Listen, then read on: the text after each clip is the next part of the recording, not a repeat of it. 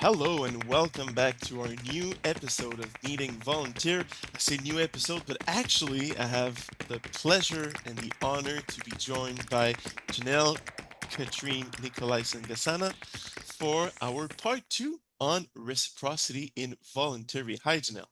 Hello, hello. So you were with us on the first episode that we did on reciprocity in volunteering and how it directly affect your mandate and not just your mandate, like the way you view volunteering, development, the notion of developing and developed in air quotes. Day-to-day living, Exactly. Like everything. exactly, more than just the professional aspect of your life, but also the hmm personal one. hmm Um, uh, we did a whole episode to talk about what is reciprocity in general, how it applies to volunteering. Um, Basically, in one sentence, is like how we both learn, both meaning the volunteer and the person or group benefiting from the mandate of the volunteer, how all those people involved learn from each other, learn from the experience and all that. I'm not going to go too much in details in what is reciprocity volunteering. You can go listen to our first episode. It's excellent, and we really delve deep into what it is. What we want to do now is take what we talked about in the first episode and to see how it is applied in our sector in development cooperation, in international cooperation. Again, Jenelle Katrine made a mandate with us through the CECI VCP, so the CECI Volunteer Cooperation Program in Rwanda, and she has some insight, of course, about our topic. And you had more mandates than that too. You did mandates in Tanzania, two of them. Um, do you feel through all those experiences that reciprocity is the norm in volunteering? I mean, unfortunately and historically, it's been more of a one-sided model rather than what we talked about last time, right? That mutual exchanging and enhancing kind of approach. And it's funny, I did my bachelor degree in international development, and it just felt like it was a whole degree on everything that's being done wrong and has been done wrong for the whole history of it. Yep. So we won't get into all those examples, but of course, people can maybe recall to mind, foreign planning where local challenges are not being accounted for, and local context is not being accounted for, or bringing in purchasing from abroad rather than and disrupting local markets rather than local purchasing. There's tons of examples like that. Unfortunately, there's very obvious challenges around tide aid still happening, and even neocolonial exploitation. Yep. Right, there's that happening, but um, you know all too common, right? This is a perpetuated misconception, right? That does happen in the sector, that developing nations are to be pitied, Mm-hmm. right? And then it's they need to be brought up to speed, like we mentioned last time, by these ethnocentric standards of comparison, which really ends up belittling people and making them feel disempowered. So it's just the opposite, right? And it was, unfortunately, it was very, very obvious during my, the year I've spent here and the 6+ years I spent between Tanzania and Kenya. You'd see in interactions, and people, it'd be really heartbreaking because they had sometimes this false view of developed foreign rich nations are the better, superior. They're these promised lands we want to immigrate to. Yep. Um, and then, foreigners, something's being idolized, and they view themselves as inferior and less than. And you'd sense the suppression, and it was very obvious in the interactions, and it was, like I said, very, very hard to see. Like this So internalized colonization. yeah, definitely. When really so much of the time, like we talked about, or we alluded to last time, and we touched on a bit last time, you know, a lot of the times they're doing so many facets better than us, Yep. and they're doing a lot of things that support well-being and wisdom that's just embedded into their day-to-day living that other so-called developed countries, once again in air quotes, are struggling with. And now we see like these new trends that it's like that where they realize the way that they've been doing it is actually right. Mhm. I had some funny examples that came to mind. Have you heard of like the squatty potty trend?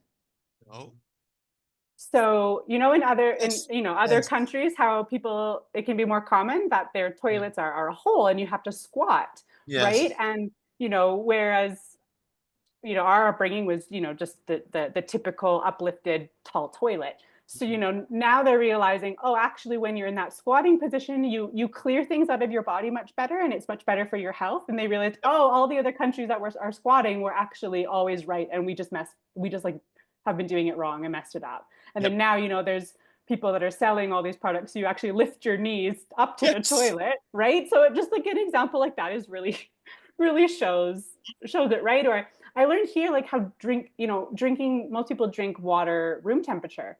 I grew up drinking ice water, and that's actually really hard on your digestive system, yep, they realize now. So just things like that. Like they already were doing things, they already had this wisdom in their day to day. They're already having walking lifestyles unlike us.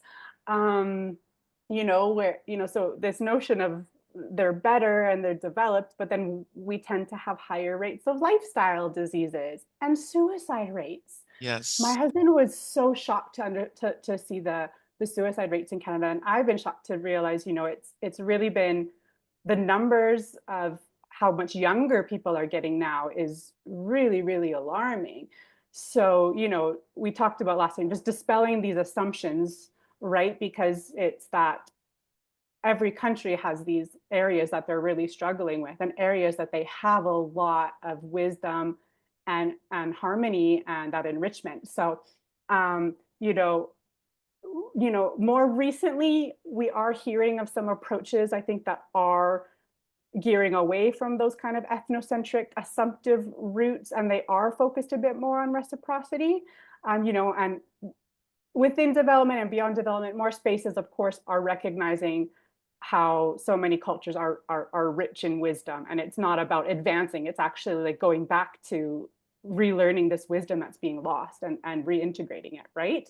absolutely. Um, right. So yeah, some organizations are ahead of the curve, but what's so interesting, we didn't even talk about this on the last episode, but what sparked Pierre Yes, and I even having this conversation was me seeing that CECI was launching this program. They had piloted it, and now they're bringing it to Rwanda. mhm, And I had the opportunity to work on it a bit, and kind of to start some groundwork of it coming here. Right? It's called Women Entrepreneurs in Solidarity, yep, and it is really taking this reciprocal approach of women learning from each other.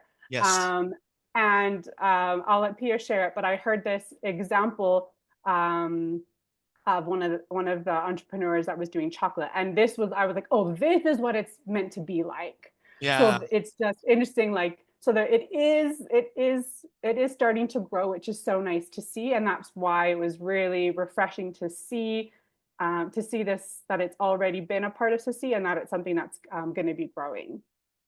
absolutely. Well, and we gotta give credits where credits due. The program that we are piloting right now, we did first iteration in Bolivia, a second one in Senegal, and a third one will be done in Rwanda. It takes inspiration from the NORWEC approach, so the Norwegian cooperation organization, where 50% of their mandates are people from the north going to the global south, and 50% of people from the global south going to the global north, so to Norway.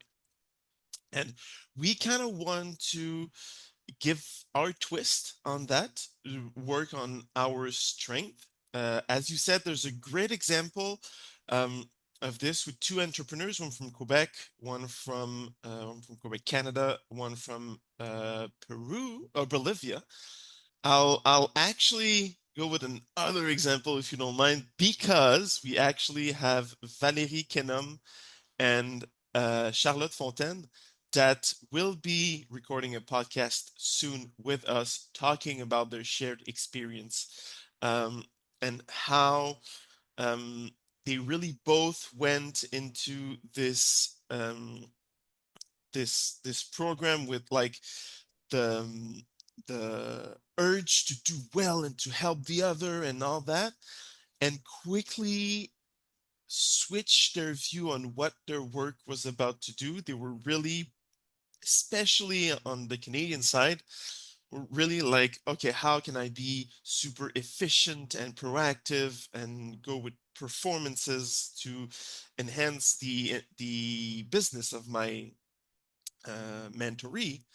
And the relationship through what we want to install, that Valérie as much as Charlotte were helping each other in their business, the relationship changed in this, where they both were the mentors and the mentorees, the mentor and the mentoree at different time.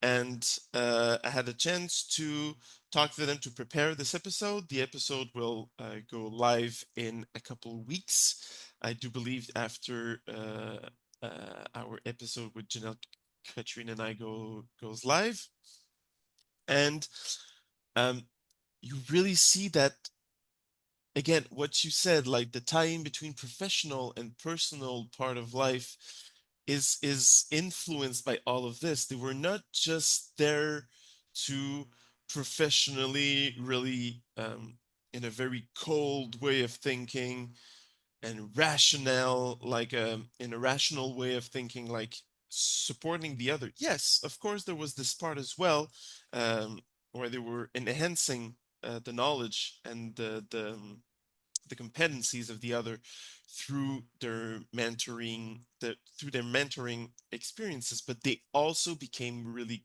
close friends, even from a distance, because it was a remote mandate, um, and they will express it way better than I'm expressing it right now in the podcast, but they both learned from each other on a personal way as well. They were like, it was, as they said, it was their moments in the week. They're entrepreneurs. Life goes fast when you're an entrepreneur. It was their moment in the week where they had at least an hour when they can just be themselves, talk to each other, and help each other out and support each other in a different way of life. So I strongly believe that their experience, but also the experience that Jenelle talked a little bit about in Bolivia, I really do believe that those experiences have had a um, good effect on all the participants, and it is kind of what we want to see in um, in this VCP, in this volunteer cooperation program, but we wanted to like kind of really be the norm in how we do work, at least in volunteering in at CECI, actually, and it's going to be implemented as we said in Rwanda, and it's really going from the place that Jenelle Katrine expressed in the first episode, a realization not only from the people at CECI or our volunteers, but also as an institution, that we have to understand that we can all learn from each other. Yeah, yeah. What I liked about the program is, it's this mutual mentoring. Yes. It's collaborative. It's sharing. It's Mhm. exactly. It's exchanges, and unexpected things come up. I Mhm. think though, to give the audience like like just so they can kind of really see like, okay, well, how could there be benefits on both sides? Like the quick version of the cacao example, right? Is the Canadian entrepreneur in Canada connected. It is Bolivia, right? Yes. A Bolivian entrepreneur, and they spend some time connecting and chatting and collaborating and understanding each other's businesses. And in the end, one of the beautiful benefits of it was um, the entrepreneur in Canada was like, "Oh, your cacao is such better quality and such a better source, and than what she was actually already she was getting." And so she switched her supply to actually be ordering from the from the woman in Bolivia.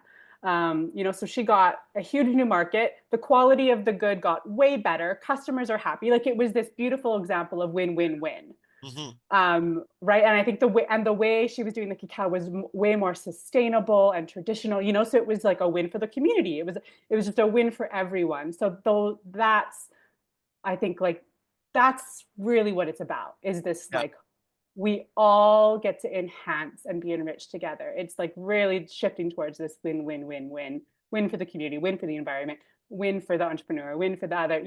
That's, yeah, to sum up. And thank you for the concrete example, because in my mind I was like, oh, we're going to have an episode, but I think it's important as well that in Yeah. this episode we have the concrete example. So thank you very much for adding that. Yeah. So this is where we're coming from, and this is where we want to go. And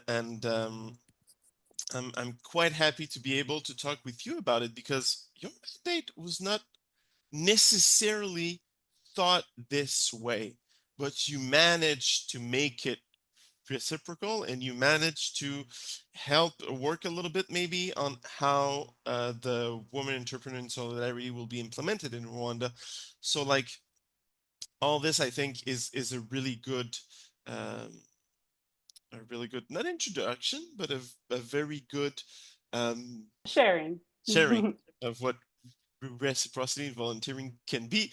And we can, as far as going to like you're helping us with sharing what it is to the rest of the world, as much as we help you, I think, through your mandate a little bit. So like even in Mhm. this kind of Yeah. relationship, there's reciprocity. Yeah. And Oh, definitely. One of my the speaking of unexpected benefits, I didn't when I began the mandate, I didn't realize we had such good insurance and benefits.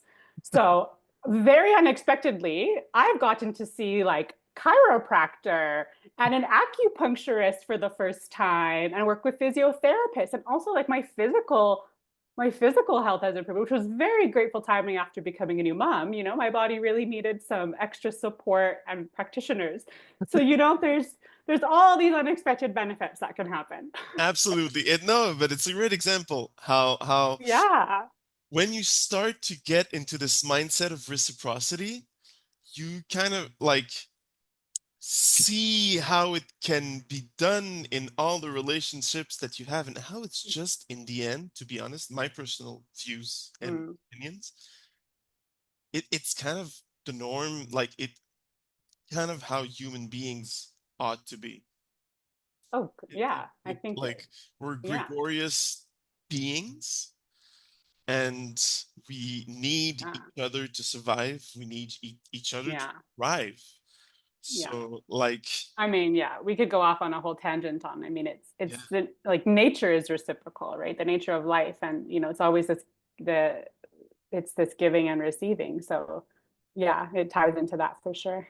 part three on spirituality. We'll wrap up. We'll wrap up. We promise you guys. We've already done part two.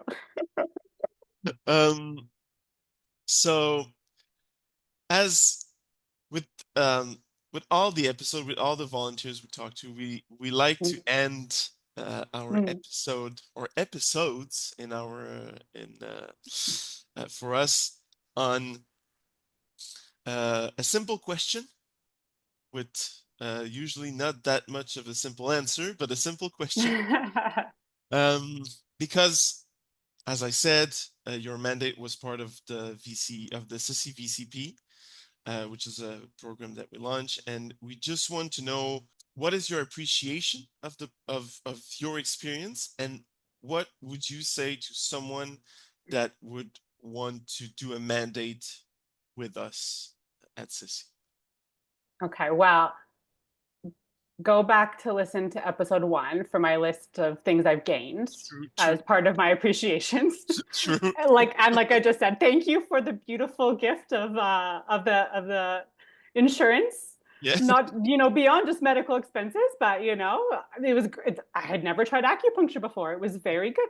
It was very nice to go to the office and not be sore in my body. I was much less grumpy, to have been able to go for a massage even and work with the physiotherapist and all those even counseling. I was shocked. I've actually Oh, I've got to do different types of counseling with therapists here because that's within the coverage. So that was, I like that the insurance benefit was not only, pouring into my physical health, but also my emotional and mental well-being. So that counseling was covered was yeah, an incredible thing. I'm very appreciative for. Um, right. So, yeah, we talked about of all those appreciations, flights, the extension, so many things. Thank you, Sissy. and But it's nice that you there's so many nice things. It's no, but great. like it's cool that you also bring like the technical points Yeah. of all Yeah. that. Thank you. I mean, the stipend has allowed me to have like a garden, and a beautiful view of Kigali, of like the lights here, so just even the day-to-day living of a garden, being outside for a whole year, my child running around naked in the garden, great memories, my child climbing trees, memories I'll never forget. So, the quality of life that you get to experience in a new country, right, is priceless. So that those kind of things I really love and appreciate during this time here. What I would tell someone that's considering to do a mandate, this really ties back to episode number the part one, is what is your intention Yeah. behind driving you to do it? So does it feel kind of exciting, especially maybe if it's like your first time or you've never really been based in another country before, or maybe you have but you got kind of comfortable, right? So maybe it feels kind of exciting and scary because there's lots of unknowns, and yes, there's challenges that you really have to, it's a lot of new things to adjust to and adapt to, and your bathtub might crack like mine did and you got to figure out what to do, there's those things to navigate. But you're feeling sparked. And yes, even though there's logistics and it's going to disrupt your life because you got to figure out what you're going to do with stuff there and, right, put stuff in storage or whatever. It's going to be easier for some people than others. But yeah, if you're feeling this urge, and exactly, you can go into it with this humility and this openness of not just contributing and I got to be productive, right? But it's I get to contribute and receive. Then I would say it's aligning and follow that inner urge and that inner call, that inner pull, because you're going to gain so much out of it, and you're going to get to enrich. Mhm. Um, it's going to grow you in unexpected ways and give you all these unexpected benefits to get out of your bubble. There's a lot of richness waiting for you to interact with another culture, and much to gain about your view of yourself and your view of the world. Um, and then on the flip side, Yes, if because you're feeling like you have to prove something, or this pressure, I have to gain experience, or it's just an outlet to you get to dictate and be in kind of that kind of role where you're gonna get to really, like you're the expert. yeah, propel things forward or whatever, and you see it as being more one-sided where you're just the one um contributing, then yeah, I would say it's not aligned for you right now, unless you do go through a bit of a journey where that Yeah, I was intention is about going to to say. shift for you. Maybe Yeah. if this And is maybe this sparked it, who knows? yes, yeah, And and there's no judgment because we're all at no, where we're at no, with oh the no, level of awareness and understanding at the time, right? Both Pierre and I have been absolutely, at that place, and it's because it's what we're programmed with, right? So it's just absolutely, it's a process of unraveling. absolutely. I had Yeah. I think it's the first time I say it on the episode when I was doing Mm, the mandate. I had two choices. I've always been, well, now it shifted a bit, but mm, my life have always been more drawn to East Africa as well. And okay. I applied to two volunteering programs. One in Yeah. CECI that was in Bolivia, one Mm, with another organization that I actually forget the name. It's based in Toronto. It's Canadian. Uh, yeah. Youth something. I'm so sorry. I will put it in the description of the episode. It's okay. Youth Challenge International. So I had the choice Okay. of those two. Uh-huh. One that I really knew one that I absolutely didn't know. One was in Bolivia, one was in Uganda. Mm, In my heart, I was like, I've always wanted to go to Uganda, but mm, like I had this mindset of like, no, for my experience, it's better if, like, if I want to work in Quebec, CECI is a big name, so it's better if I put CECI on my resume, etc., etc. mm, And I had this mindset at the beginning. mm. My first time, like when I arrived in Bolivia, all the things that I was like, that was not at the beginning what I thought it would be, and all it was a real shock. I learned to absolutely fell in love with the country, the culture, the people. Like I Mm-hmm. want to go back to Bolivia and all, but there was this shift that was done also in my head. Yeah, As I said in the first yeah, episode, I thought I was going to be the expert of positive masculinity, yeah, yeah, yeah, but it shifts. yeah. And what a gift. What a gift, right? Absolutely, what a gift. Yeah, It yeah, what got a me gift. the opportunity. I'm not saying that Uganda is not a great culture. I still want to go to Uganda. I still want to discover Hmm. Uganda, but it You've gave got plenty of time. absolutely yeah. But I got the opportunity to discover something new, personally and professionally as well. And I think that Hmm. if you can use our episode to reflect on why you want to do things, on like get this do this thinking in advance, I think that can be good as well for Totally, yeah. Yeah. Yeah, I think like to sum up, overall in my view, mandates are really great opportunities to enrich and enhance yourself and others. absolutely. Absolutely. Absolutely. And I think you can have these shifts like we did during a mandate. I think if you have this thought process before, that will just help you go directly in how, like, don't know how to express what I want to express, but it will help. Yeah, maybe to get and give as much like Yep, yeah, as much out of it as possible. absolutely.